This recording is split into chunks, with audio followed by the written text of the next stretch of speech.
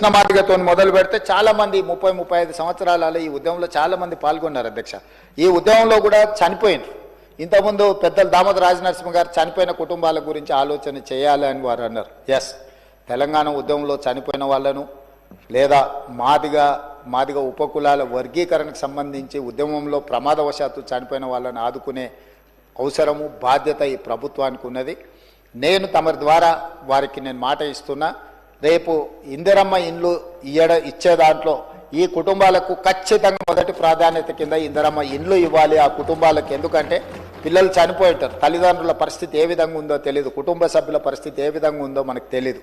కాబట్టి వాళ్ళకు ఖచ్చితంగా ఇందిరమ్మ ఇండ్లలో మొదటి ప్రాధాన్యత కింద మనం వాళ్ళను ఆ కుటుంబాలను ఆదుకోవడానికి ఇల్లు ఇవ్వాలి అధ్యక్ష.